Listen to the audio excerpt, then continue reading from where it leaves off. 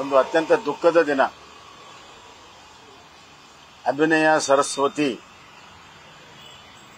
ಕಿತ್ತೂರು ಭಾಷೆ ತಾರೆ, ಪೌರಾಣಿಕ, ಸಾಮಾಜಿಕ ವಿಭಿನ್ನ ಪಾತ್ರಗಳನ್ನು ಲೀಲಾಜಾಲವಾಗಿ ನಟಿಸುತ್ತಿರುವಂತ ಬಿ ಸರೋಜಾದೇವಿಯವರು ಏನಿಲ್ಲ.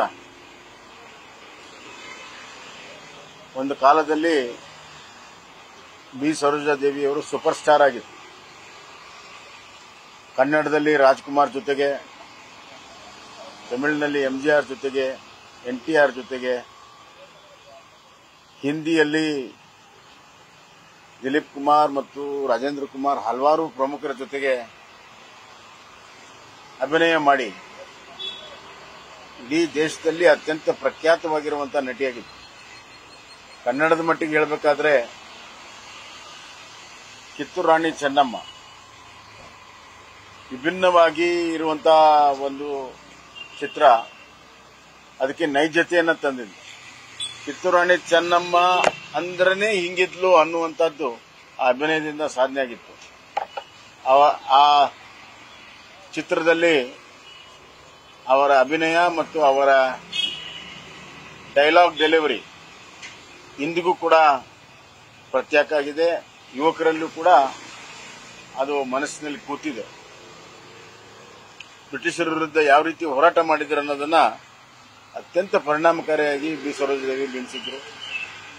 ಮಲ್ಲಮ್ಮನ ಪವಾಡ ಇದೊಂದು ಮನೆ ಮನೆಯಲ್ಲಿ ಹೆಣ್ಣು ಮಕ್ಕಳಿಗೆ ಮನಮುಟ್ಟುವ ರೀತಿಯಲ್ಲಿ ಮಾಡಿದ್ಲು.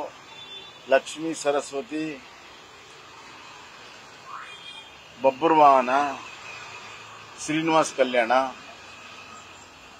ನೂರಾರು ಚಿತ್ರಗಳಲ್ಲಿ ಪಾತ್ರವನ್ನು ಕೊಟ್ಟಿದ್ದಾರೆ.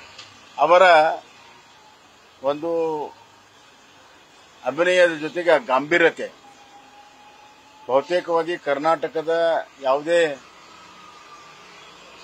ಚಿತ್ರ ನಟಿಯರಲ್ಲಿ ಆ ಗಾಂಭೀರ್ಯತೆಯ ವಿಷಯದಲ್ಲಿ ಅತ್ಯಂತ ಅಗ್ರಮಾನ್ಯ ಸ್ಥಾನ ಬಿ ಸರೋಜಾದೇವಿ. ಅವರ ಪ್ರೆಸೆನ್ಸೇ ಇಡೀ ಚಿತ್ರಕ್ಕೆ ಬಹಳಷ್ಟು ಪ್ರಾಮುಖ್ಯತೆಯನ್ನು ತಂದುಕೊಟ್ಟಿರುವಂಥದ್ದು.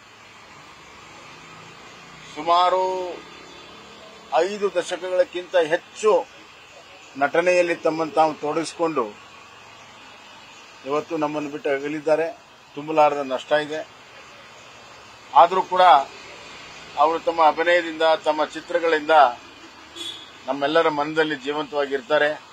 ಅವರ ಆತ್ಮಕ್ಕೆ ಶಾಂತಿ ಸಿಗಲಿ ಅಂತ ನಾನು ದೇವರಲ್ಲಿ ಪ್ರಾರ್ಥನೆ. ನ್ಯೂಸ್ ಫಸ್ಟ್, ನಿರ್ಭೀತಿಯಿಂದ ನಿಮ್ಮ ಪರವಾಗಿ.